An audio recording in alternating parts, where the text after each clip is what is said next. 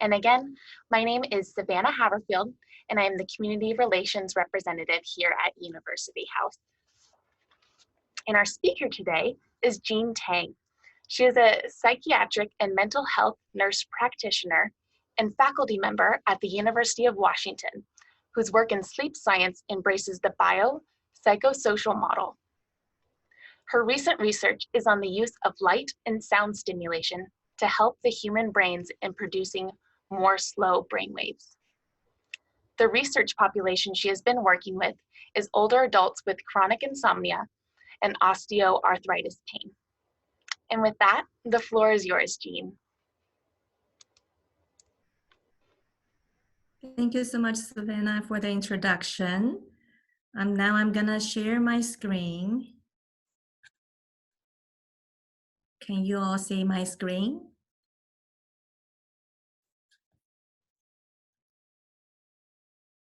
Yeah? Okay, good. Okay, so today, thank you so much for having me today.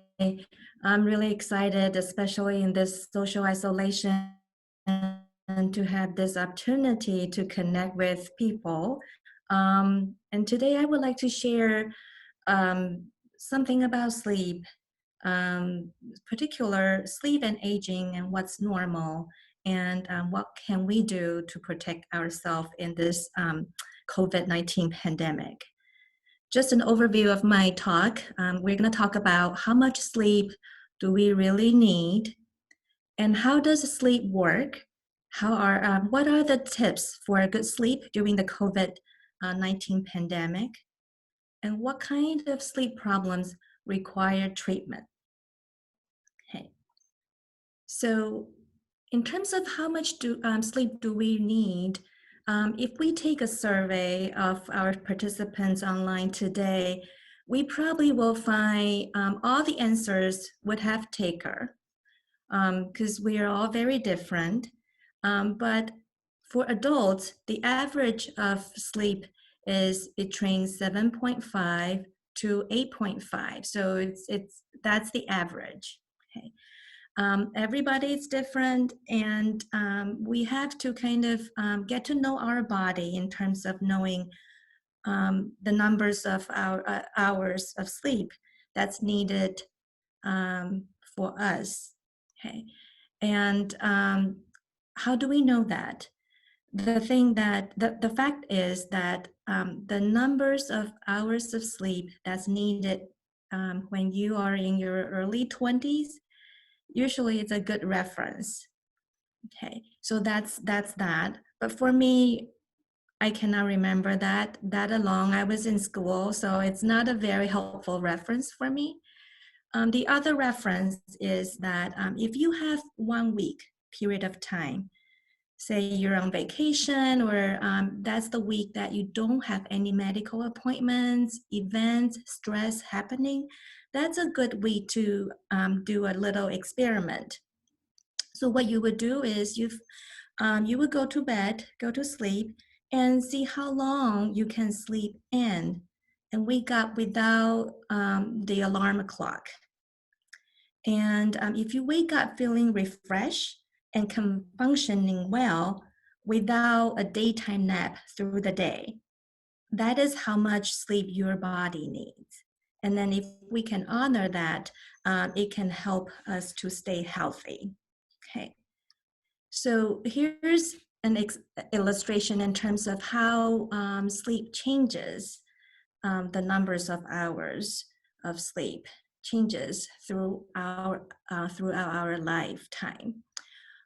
When we are a baby, we sleep more. Okay. The average is around 15 hours a day, ranging from 11 hours all the way up to 19 hours. As we get older, we tend to need less sleep. Okay. Although there's a lot of factors playing into it, going to school, working, that also kind of cuts into our sleep needs. Okay. When we get into our adult life, our sleep patterns tend to normalize and stabilize. And then when we get older, there's this kind of statistic reflecting there's when we get older, people get less hours of sleep, but it's still within the 7 to 8 hours of average. That doesn't that is not to say that older adults need less sleep. It's that, you know, there's a lot of other factors as part of the aging that interferes of our sleep when we get older. Okay, so let's take a look of in terms of the physiological changes when we age. When we say sleep, typically sleep includes two big components. One is what we know as non-REM sleep, non-rapid eye movement sleep. Okay, so there is 3 stages of that. And then there's also rapid eye movements, REM stage, and that's the dream stage. And with the non-REM sleep, there's 3 stages. And then for N1, the stage number 1 is when we are in the lighter stage of sleep. N2 is when we get into a deeper sleep, deeper stage of sleep. And N3 is our slow wave stage. That's when our body really get nourished by growth hormone secretion, and that's when the restorations take place at night. Each night, we go through these cycles several times. When we are young, this cycle takes about 50 minutes to go through. When we get older, when we are younger, this cycle takes 90 minutes to get through, and when we are older, this cycle gets 50 minutes to get through. Okay, and also when we are younger, like in the infancy, we spend 50% of the time in the dream state when we sleep. When we get older, this REM sleep got cut into half, down to 25%. So we ended up spending more time in a non-REM sleep. However, as we get older, the frequency and the length of time we spend in the stage number 3, that's the deep sleep, is shorter and fewer, causing a lot of sleep complaint in the older adults. And with that, that leads to the decreased sleep efficiency, which is the ratio between the time we spend in bed and the actual sleep we actually get. And then for people who have less of a structured daily routine, there's also a factor of interrupted timing of sleep. If we don't need to go to work, we don't have any scheduled event, people tend to sleep in. So these are some of the physiological changes when we get old in terms of sleep. And also when we get older, we're facing some of the health conditions that also has this potential to interrupt sleep. One is the arthritis. A lot of time people complain about waking up from arthritis pain. And also if people have heart condition or prostate issue, then having to get up in the middle of the night to go to use the bathroom. If there is a depression on board, then the ruminating thoughts, worries at night usually keep us awake.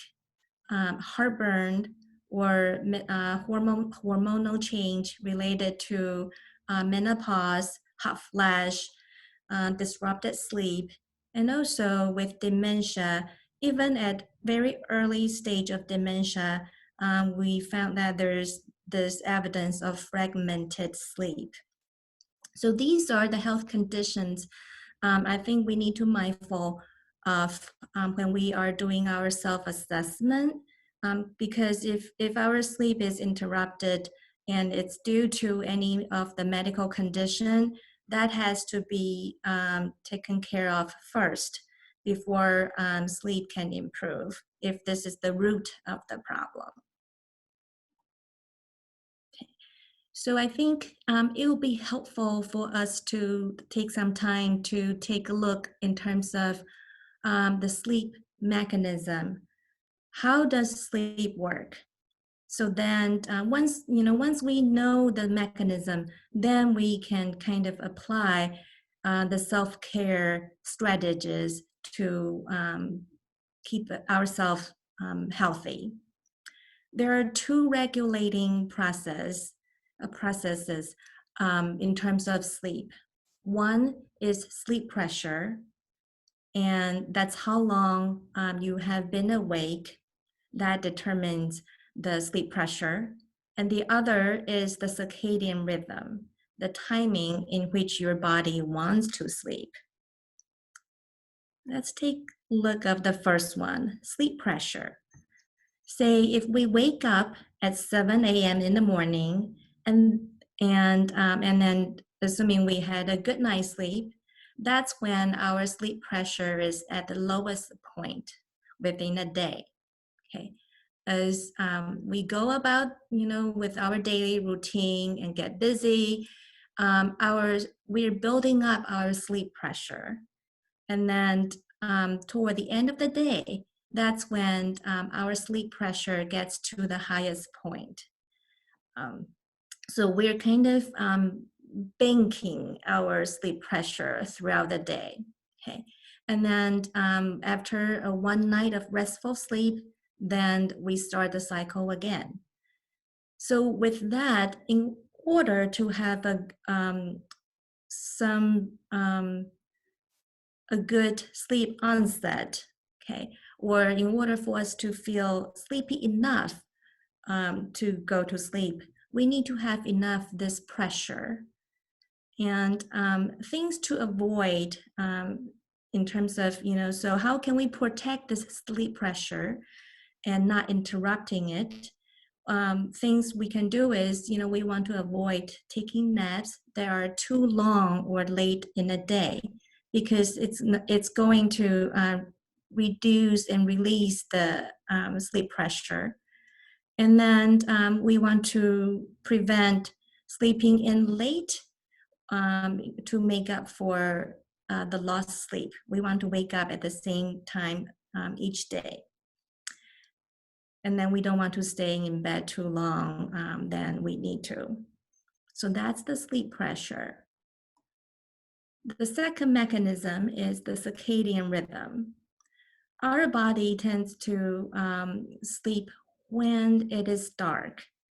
And there's this internal biological clock that, we like to sleep at the same time every day. So that has something to do with the light. And during the daytime, when there's enough natural light, the secretion of melatonin is being suppressed. As we go through the day and it gets darker in the evening, our pineal gland get activated, and then which release the melatonin. That is a hormone. And melatonin is helpful to help initiate sleep. Melatonin, as I said, is a hormone, so it takes time to kind of take action in our system. It takes 4 hours for the melatonin to peak up. Usually the melatonin gets released 4 hours before our bedtime. So say if your bedtime is usually 11 p.m., then the melatonin is get released around 7 p.m., around our dinner time. And that is a good reminder for us in terms of actually sleep is a process. Getting to sleep is a process. it takes time to prime. So we need to allow we need to allow some evening time to unwind and for our body to ease into the state of sleep. So that's the two mechanisms of the sleep. And let's talk about what are some of the challenges to sleep during the COVID-19 pandemic. Okay. First of all, the disruption of daily life. A lot of us are socially, self-isolating hold on, I think there's someone is waiting to be admitted or not. Okay, I'm gonna move on. Okay.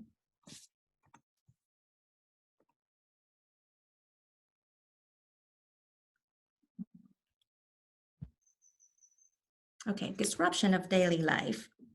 Okay, it is difficult for people to adjust to the new routine or no routine. And without the social and event parameter, it is really difficult to keep track of day and time. And being at home with low level of natural light, it actually interrupts our sleep circadian rhythm. And then there's anxiety and worry. And I think it's fair to say that, with the uncertainty, it's normal for people to feel that, what if I get a COVID, what's gonna happen? There's this worry about family and our loved one, health, economic concerns, etc. And social isolation is not good for our mental health. It actually exacerbates depression, anxiety, and post-traumatic stress symptoms. And then there's, with all the economy and all that, there's a greater family and work stress. A lot of time, we probably won't get to see our family member if they are in a vulnerable, high-risk population or they are far away. And then there's also factors of, wanting to be in touch with the society, with the reality. So, people may spend more time on electronic devices, checking on news, watching movies or TV programs, or, talking to friends or family. The right amount of social connection through the electronic device is good. Actually, it can be very therapeutic. But then when it becomes too much, it can interrupt with our sleep, especially the blue light coming from the electronic device. And then there's this chronic stress-related fatigue. The chronic stress living through a pandemic can lead to a cluster of physical symptoms, including low mood, lack of energy, headache, memory lapse, concentration problem, and digestive problem. And I really appreciate this quote. Even if you receive an adequate amount of sleep at night, fatigue can still leave you feeling tired and unmotivated in the morning. So if you're experiencing any of these factors, I think it's any of these symptoms at this time, I think it's good to do a self-check and see how we can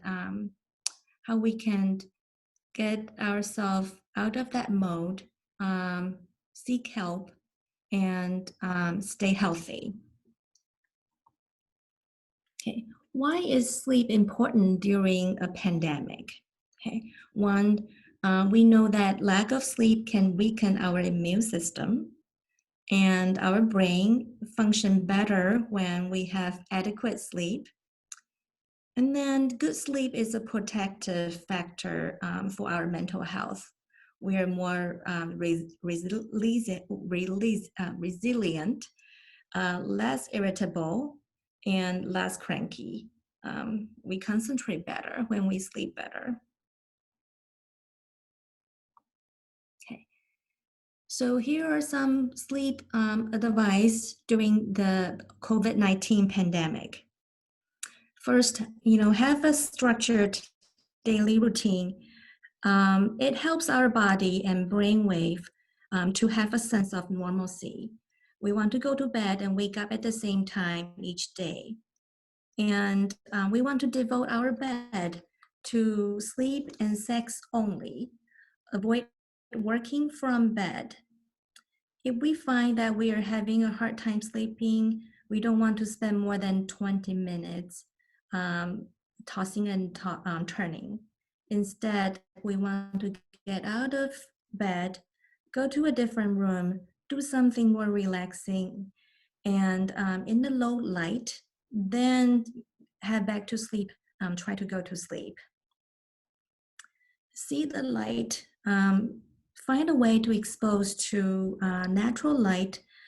It will help our body to regulate circadian rhythm, and if possible, open up the blinds to let the light into your home during the day. And be really careful about taking naps, because as we talk about the sleep pressure, and staying active. Taking a walk outside in the natural light while maintaining a social distance would be helpful, or taking some online fitness classes from home. There are a lot of local gyms. They're offering free online fitness classes out of their generosity. So this is the time to take advantage of those resources. And also, staying in compassion. It's a great way to for stress reduction and feeling that we're connected. We're doing something to help this, to help everybody go through this pandemic. And be mindful about what we eat and drink. We want to avoid excessive intake of alcohol and caffeine. Too much of alcohol at night actually change our brainwave structures during sleep, and therefore interrupts our sleep cycle. Also, caffeine intake. I don't know whether you're aware of how long it takes for the caffeine to get out of our body. It takes 8 hours for caffeine to get excreted from our body. So if we drink caffeinated beverage late at night, it's gonna interfere with the sleep. It may not be a problem for some people, but for most people, it's an interfering factor. Okay. So now I would like to kind of talk about what are some of the common sleep disorders that require treatment, and that's something you need to talk to your doctor. The most common 3 ones are insomnia, restless leg syndrome, and sleep apnea. Let's go through one at a time. But first, let's talk about, usually how does, insomnia get assessed? Sleep is interesting. Sleep is like pain. It's a very subjective clinical complaint. So the first thing is, by self-report, you will be asked, in terms of the numbers of hours of sleep and your perceived quality of sleep. So one of the golden assessment is by self-report. And then in terms of the measure, if your doctor is suspect that sleep disorder is in the play, then polysomnography may be suggested. Polysomnography is a sleep study where when they put on the brainwave leads and heart rate monitoring, breathing monitoring, on you to monitor all the physiological changes throughout, during the night and while you're sleeping. So a lot of time it requires an overnight stay at one of the sleep study center. Although I know recent years there are more and more home measurement devices that's being tested. So those are also available too. Okay, so that's the assessment of the insomnia. And let's look at insomnia first. Insomnia has, in order for someone to be qualified or to be considered having an insomnia, there are two parts. One is difficulty sleeping, and the other is there has to be an impact on the daily functioning level. Okay, so the first one, in terms of the sleep, at night, I think it will be helpful if we can do a self-assessment in terms of, okay, I'm having difficulty sleeping. Is it onset difficulty? Am I having difficulty falling asleep? Or is my problem more of staying asleep? Or, I have no trouble falling asleep. I have no trouble staying asleep, but my problem is waking up too early.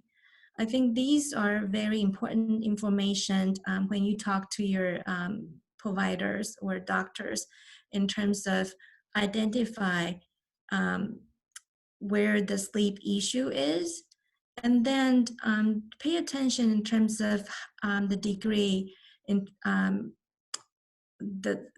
your daily function is being impaired. There's this insomnia severity index. It's an easy use self survey that you can take. I'm more than happy to send this to your facility if you're interested. It is also available online, so you can do some self-assessment in terms of your insomnia. And then, so since we talk about insomnia, before I move to the other sleep disorder that requires treatment, I want to talk about some of the standard treatment for insomnia. A lot of time people think, okay, I have insomnia, I will just get some over-the-counter sleep aid, or I will just take medication. And I think the new concept is the first line treatment, and this is by national standard. The first line treatment for insomnia is actually not medication. It is the cognitive and behavioral therapy for insomnia, for CBTI. I'm a practicing psychiatric and mental health nurse practitioner. A lot of time my clients complain about they're not getting good care from the other doctor, because when they complain about their sleep issue, their doctor suggested CBTI instead of giving them medication. So I kind of have to give people this information that actually their doctors are trying to give them, to take good care of them by following the national guideline. CBTI is the first line treatment for insomnia, and I cannot stress enough. So what is CBTI? There's this cognitive component targeting worrying and dysfunctional belief about sleep. If you have chronic insomnia, you will understand the fear, the anxiety around sleep. Sometimes people, just by looking at their bed, they get really anxious, worrying about, okay, is this gonna be another night of tossing and turning? So with the CBTI, the therapist will help people to target those thoughts and to reframe those fear.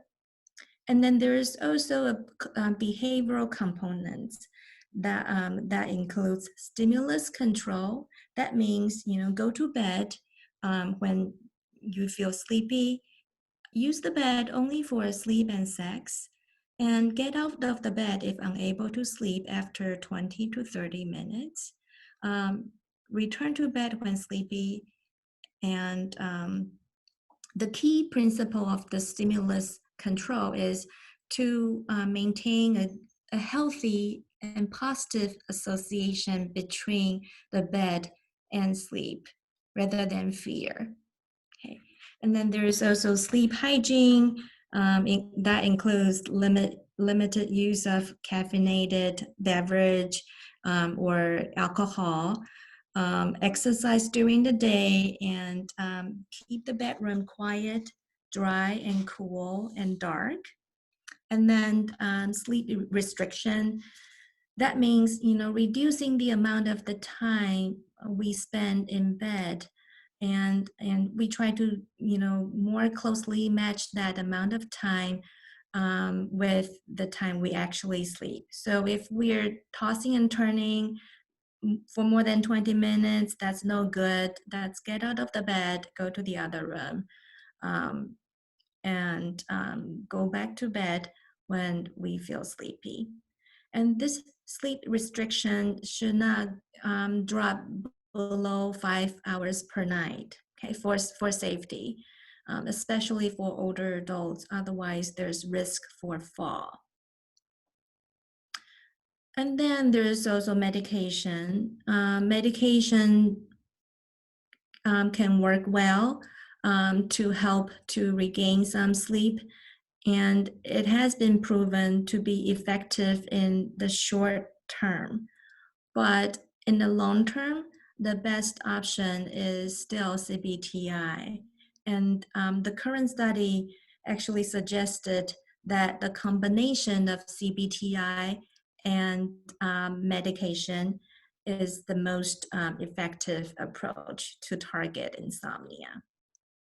So that's insomnia and the treatment recommendation.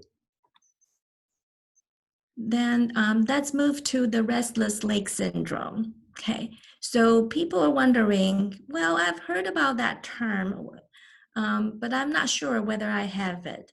So we have this validated questions that's being widely used worldwide, and people can use this as a self-assessment.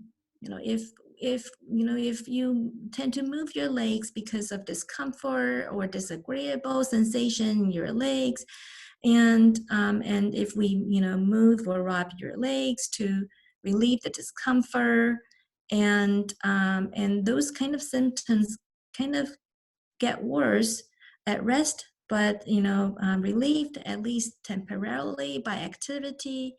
And it get worse later in the day or at night. If your answer to those 4 questions are yes, then it's likely the restless leg syndrome is in the picture, and that's something you need to bring to your doctor's attention if that's the case, and if your sleep is interfered. And then we also have the obstructive sleep apnea syndrome.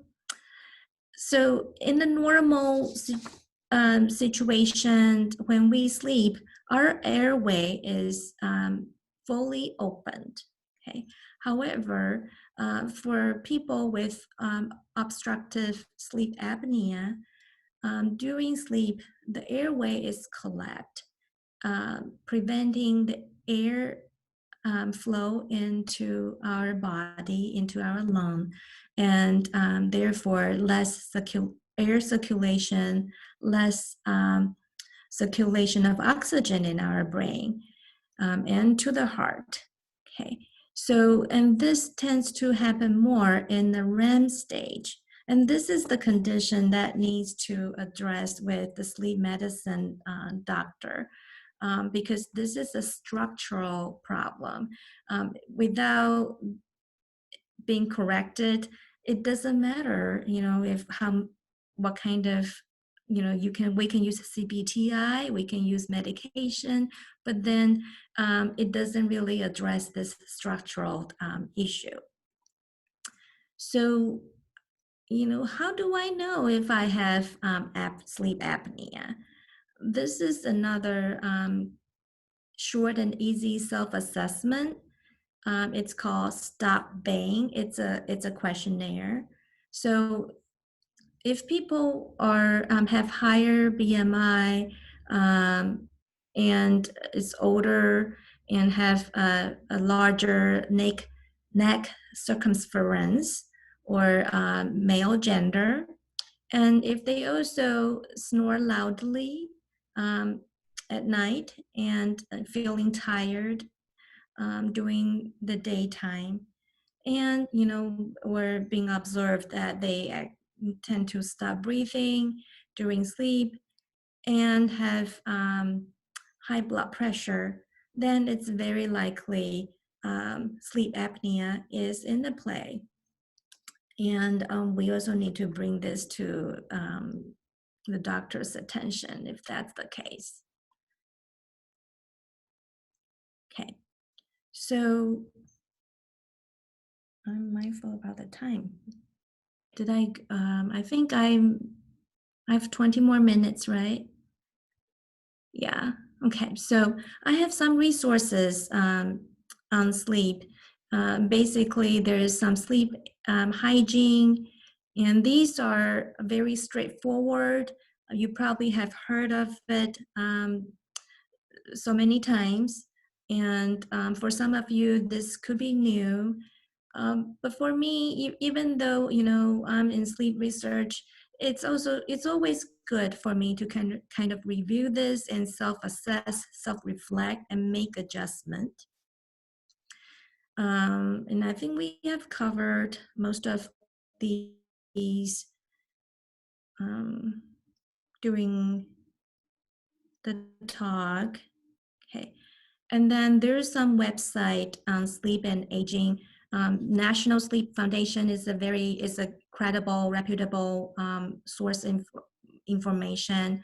Same as National Institute of Health. Cleveland Clinic also has some helpful information. If you want to know more about CBTI, there are some books available for clients as well as for clinicians. And I can take questions if there's any.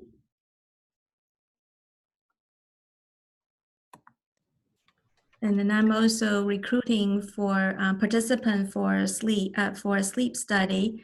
We are looking for people who have insomnia and osteoarthritis pain for a sleep study. So let me know if you have question about the study and if you're interested. Okay, let me go back to question.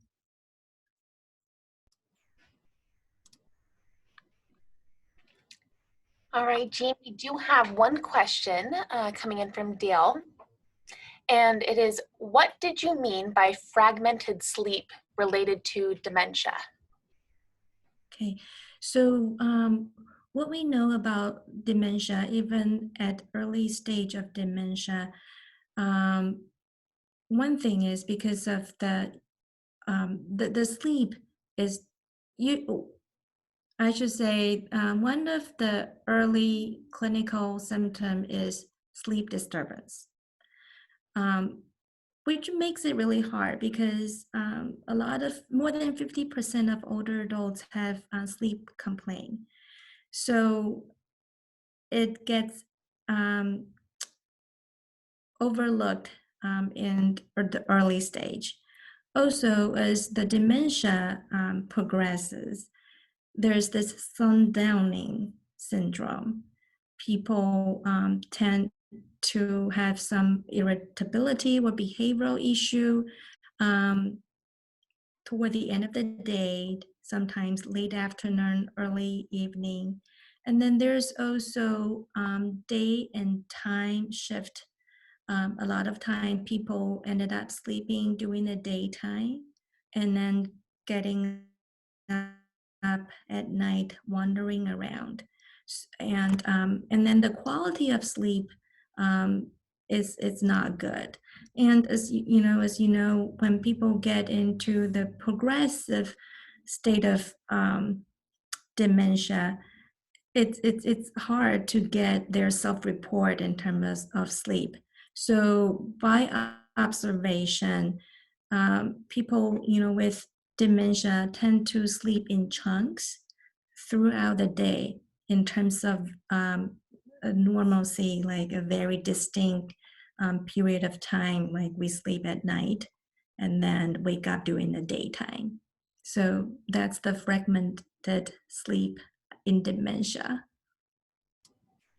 I don't know whether I answered the question, but Thank you, Jean. That was great.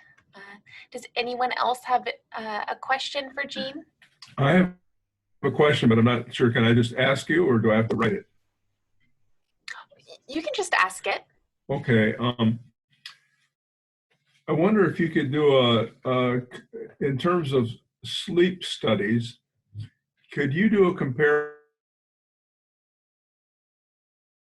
done at a clinic and a sleep study that's done at home? Is one more effective than the other? The reason I'm asking the question is I've had a couple sleep studies, but they've been in a clinic, and I have a very hard time falling asleep when I do that, and I don't know whether a sleep study at home might be more effective. I don't know. that's an excellent question, and there are pros and cons to each. Yes, especially with older adults, it's really hard to have some normal sleep in the sleep clinic overnight. However, the advantage of having the sleep study done in a clinic setting is that there are staff around to monitor. So the measure tends to be more accurate. If there's brainwave leads that fall off, the staff is there to put it back. So the data tends to be more complete when the sleep study is done at the clinic. However, if a sleep study that's done at home in a more natural setting, it allows the data to capture a more normal pattern of sleep when people are at their home. The technical difficulty is if one of the leads fall off during the night, then the data is less complete in that regard. And either way, having those leads wired on our body, it is really hard to sleep through, regardless it's in a clinic or at home.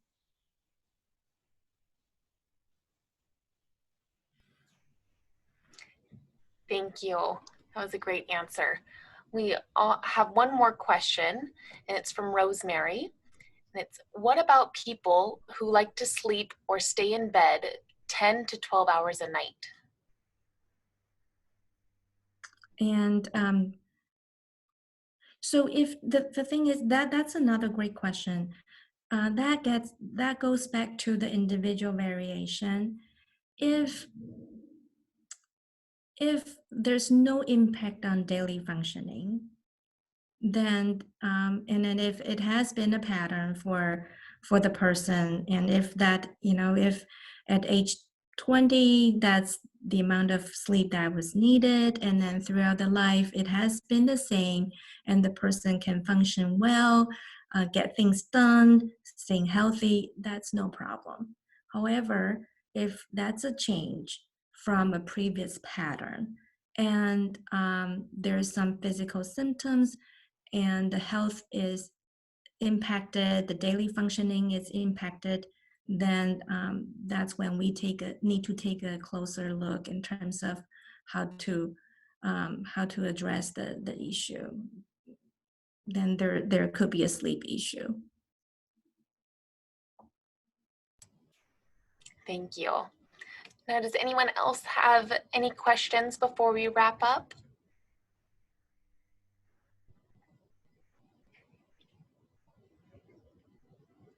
Okay, well, thank you so much, Jean. We greatly appreciate your time today and all the information that you shared with us during the Sleep and Aging webinar. For everyone that is tuned in, I will email a copy of the slides to all of you, along with Jean's contact information. And then we will also include a short survey that we'd love for you to fill out to tell us about your experience on the Zoom event today. As I had mentioned, we are experimenting with new ways to present information during the COVID-19 restrictions. And we want to hear from you on how we can make this experience even better for you. And if you would like to get in contact with us here at University House Issaquah, you can either reply to the email that I'll be sending to you shortly after this presentation, or you can reach us by phone. And the phone number for us is 425-557-4200. And thank you everyone for tuning in today. Thank you for having me. Thanks, Jean. Thanks.